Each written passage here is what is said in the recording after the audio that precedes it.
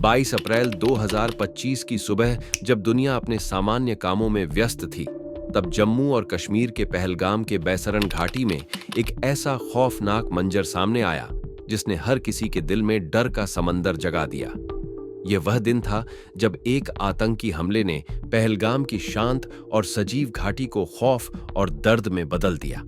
किसी ने सोचा नहीं था कि ऐसी खूबसूरत जगह जहां लोग शांति और खुशी के लिए आते हैं, वहां ऐसा दर्दनाक मंजर होगा।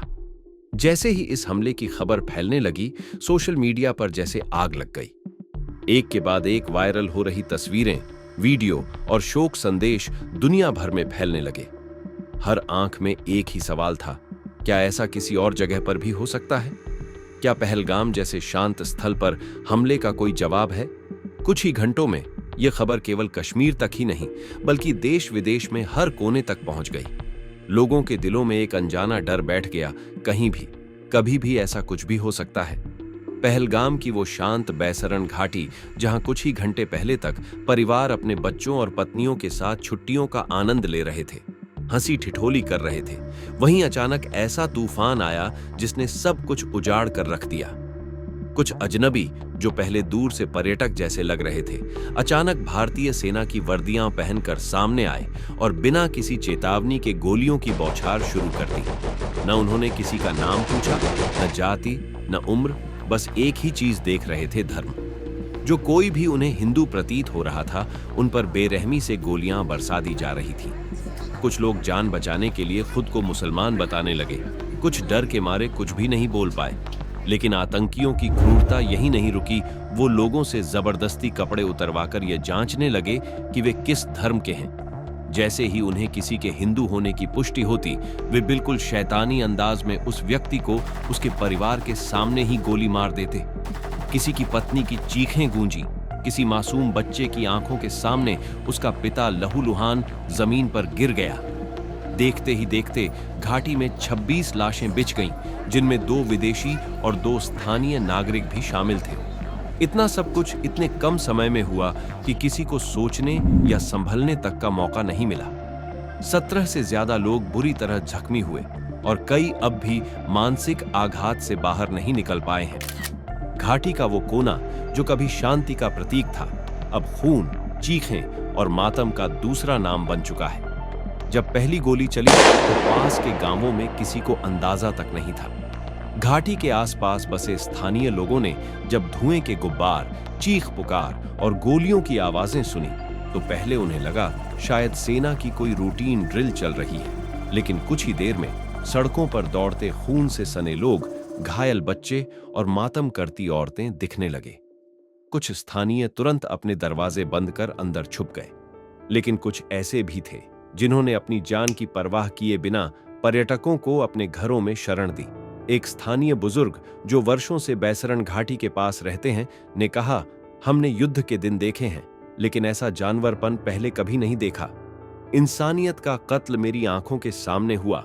सोशल मीडिया पर जब वो वीडियोस वायरल हुई तो लोगों ने कहना शुरू कर दिया, क्या ये सिर्फ दिखावा था? क्या ये लोग टीवी पर मगरमच्छ के आंसू बहाकर लोगों को धोखा दे रहे थे?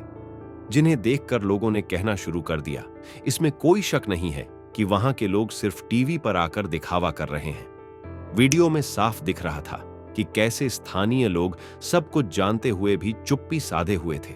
जैसे एक वीडियो में साफ देखा जा सकता है कि जब स्थानीय लोगों को यह पता चल चुका था कि कुछ गड़बड़ होने वाली है, फिर भी उन्होंने उन पर्यटकों को नीचे जाने दिया। कई लोगों ने इस पर सवाल उठाया, क्या ये लोग सिर्फ देख रहे थे या फिर इनमें से कोई इसमें शामिल था?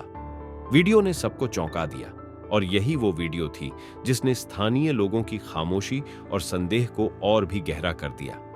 क्या ये सच में सिर्फ एक आतंकवादी हमला था या स्थानीय लोग भी इस खेल में किसी न किसी रूप में शामिल थे? इसी हमले में भारतीय नौसेना के अधिकारी विनय नरवाल की भी गोली मारकर हत्या कर दी गई। यह नौसेना अधिकारी, जिसकी शादी को सिर्फ 1 हफ्ता ही हुआ था, अपनी नवविवाहित पत्नी के साथ हनीमून पर था और उसे मौत के घाट उतार दिया गया। विनय नरवाल 26 वर्ष का यह अधिकारी इस हमले में मारा गया और यह उसकी नन्ही सी खुशी को कत्ल करने जैसा था। देश भर में गम और गुस्से की लहर दौड़ गई, लेकिन फिर भी हिंदुओं ने वो इंसानियत दिखाई जिसकी मिसाल नहीं मिलती। ना कोई तोड़फोड़, ना किसी बेगुनाह को छूने दिया, बस शांतिपूर्वक विरोध गरिमा के साथ। उन्होंने गुस्से में सिर्फ पाकिस्तानी झंडे जलाए, उन प्रतीकों को जो इस जुल्म के जिम्मेदार थे।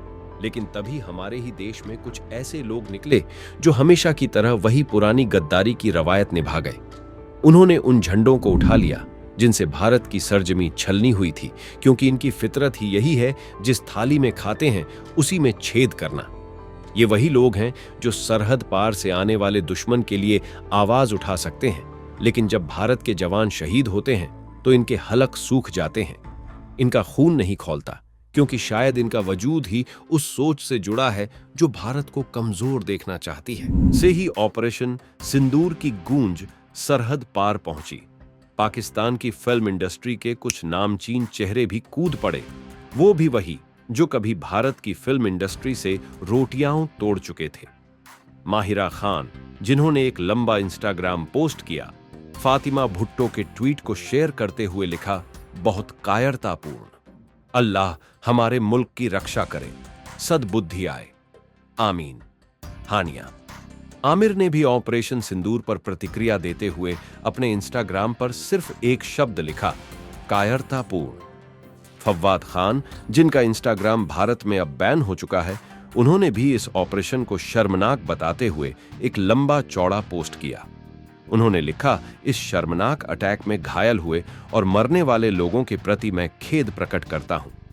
लेकिन ये वही चेहरे हैं जिनकी पहचान और रोटी भारत की फिल्मों से जुड़ी रही, जिनकी आधी से ज्यादा फैन फॉलोइंग भारत से थी। और अब जब देश ने अपने जवानों का बदला लिया तो ये वही मुनाफाखोर कलाकार हमारे देश पर उंगली उठाने लगे। मोदी सरकार का ये फैसला सराहनीय था, जब इन सभी के अकाउंट भारत में ब्लॉक कर दिए गए। बहुत पहले हो जाना चाहिए था ये, क्योंकि इनकी बोलती सिर्फ वहीं खुलती है जहां से नफरत की बदबू आती है, क्योंकि इनकी आधे से ज्यादा फैन फॉलोइंग भारत से ही थी, जो अपने आप में शर्म की बात थी। लेकिन शायद अब सरकार को ही जिम्मेदारी लेनी पड़ी, और ये एक सराहनीय कदम था। और शायद कुछ लोग वीपीएन जैसी चीजों का इस्तेमाल कर रहे होंगे ताकि ये बेशर्मों की तरह इन्हें फॉलो कर सकें। लेकिन सवाल ये है, क्या अब ये लोग इंतजार कर रहे हैं कि हमारी और कितनी बर्बादी चाहिए?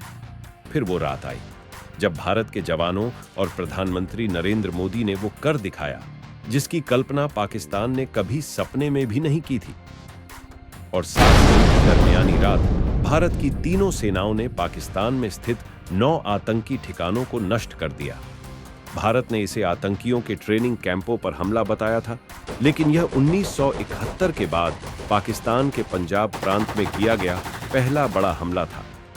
लश्कर-ए-तैयबा और जैश-ए-मोहम्मद जैसे आतंकी संगठनों के ठिकानों पर सीधे कार्रवाई की गई। भारतीय वायुसेना ने पाकिस्तान की वायुसीमा में रहकर मिसाइलें दागीं और आतंकियों के ठिकाने पूरी तरह से तबाह हो गए।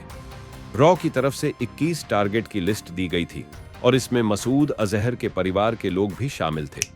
बीबीसी की रिपोर्ट के मुताबिक मसूद की बहन, बहनोई, भांजे भांजी सब मारे गए हैं।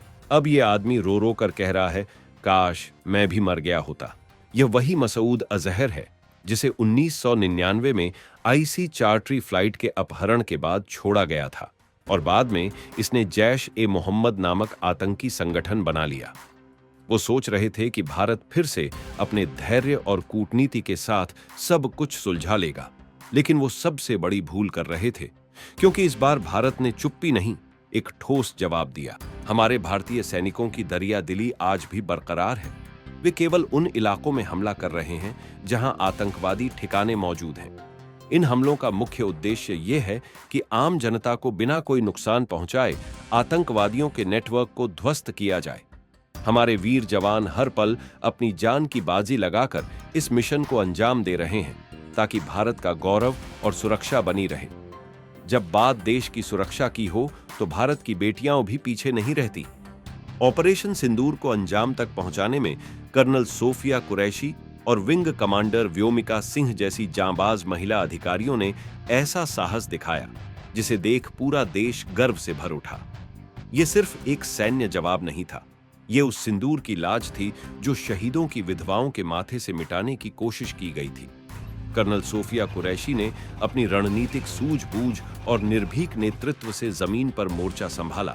वहीं विंग कमांडर व्योमिका सिंह ने हवा में गरजते हुए दुश्मन को दिखा दिया कि भारत की बेटियां सिर्फ राखी बांधने के लिए नहीं, बल्कि देश की सरहद पर ललकारने के लिए भी तैयार है। जैसे ही ऑपरेशन सिंदूर की गूंज सरहद पार पहुंची, तो हमेशा की तरह वो लोग हवा में बातें बनाने लगे। जिनके पास पीने को साफ पानी नहीं, खाने को आटा नहीं, वो भी अपने झूठे घमंड का ढोल पीटने लगे। टीवी पर बैठकर बड़ी बड़ी बातें, लेकिन हकीकत में उनके पास था ही क्या? हौसला भी उधार का और सच्चाई से कोसों दूर। इनकी फितरत है हमेशा पीठ पीछे वार करना। ये खुलकर लड़ने की ताकत नहीं रखते, इसीलिए छिपकर बुजदिली से हमला करते हैं। मगर शायद अब उन्हें ये बात समझ आ गई होगी कि भारत कभी पहला वार नहीं करता, लेकिन जब भारत गुस्से में आता है तो उसका हर बेटा, हर जवान और हर नागरिक अपनी धरती के लिए जान लड़ा देता है। और ये बात उन लोगों के छोटे से दिमाग में कभी समा ही नहीं सकती, क्योंकि उन्हें वफादारी, मिट्टी से मोहब्बत और बलिदान का मतलब कभी सिखाया ही नहीं गया। हमारे देश की बेटियों ने, हमारे जवानों ने और हमारे हर नागरिक ने इस लड़ाई को अपनी लड़ाई माना है। हम हमेशा अपनी धारा में रहेंगे, और अगर कोई हमारी शांति को तोड़ेगा तो हम उनका वो हाल करेंगे जो किसी ने सोचा भी नहीं होगा। भारत का सिर कभी नहीं झुकेगा। जय हिंद, जय भारत। मिलते हैं अगली वीडियो में।